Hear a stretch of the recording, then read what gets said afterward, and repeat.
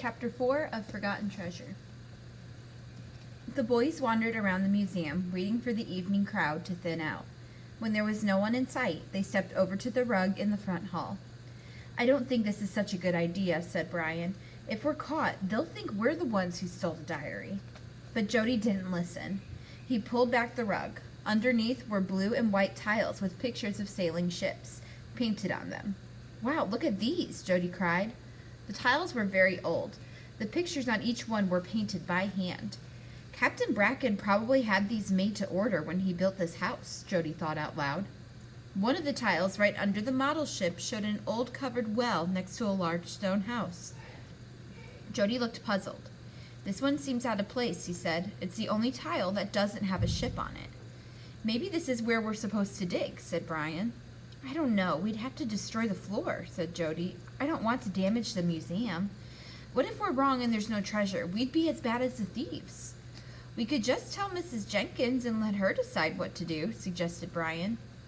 "Mrs. Jenkins doesn't believe there's any buried treasure. She wouldn't have anyone dig up the floor.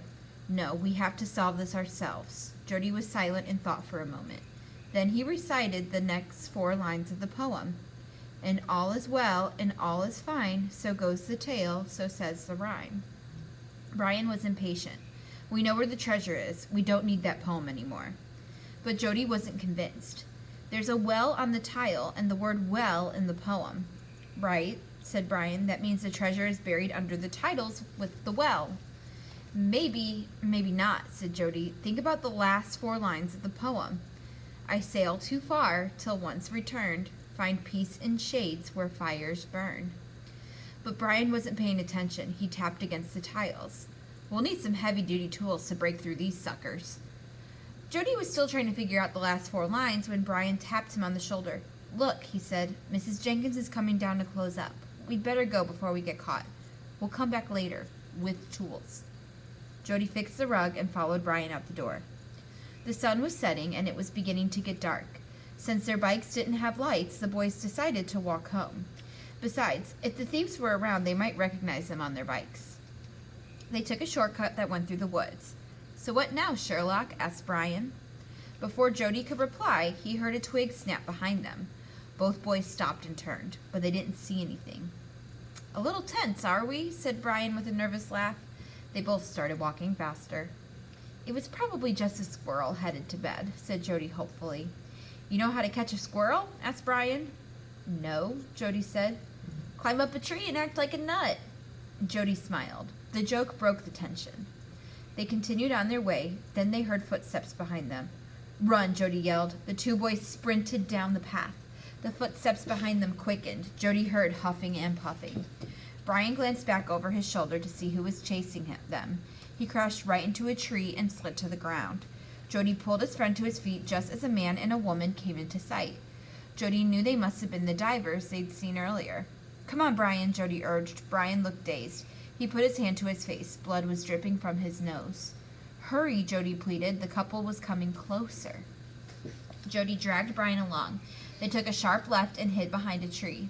When Jody peeked around a few seconds later, the man and woman were standing on the path deciding which way to go. Finally, they went back the way they came. When the coast was clear, the boys slid out and headed for Jody's house. They rushed inside and closed the door. Then the boys peeped out from behind the curtains to see if anyone had followed them. No one was in sight. Still, Jody wished someone else was home. He would have felt safer. His parents were at a ceremonial meal at the Micmac Reservation. They wouldn't be home till very late. He locked the door and made sure all the windows were locked as well. "Maybe we should call the police," Jody suggested. "Maybe they'll find out we're snooping around the museum," was Brian's worried reply. "Maybe they'll call our parents. I think I'd better just get on home for dinner." Jody gave his friend a tissue for his bloody nose and told his friend to be careful. Later that night, Jody couldn't get the image of the well on the tiles out of his mind. Something about the picture on the tiles was familiar. He called Brian.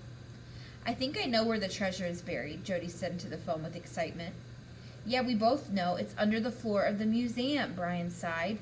"I don't think so," Jody insisted. "You know that old abandoned house on the edge of town, the stone house?" "Yeah," answered Brian. "So what?" "It has a well out back. And the well looks like the one on the tiles underneath Captain Bracken's model ship. The treasure must be there.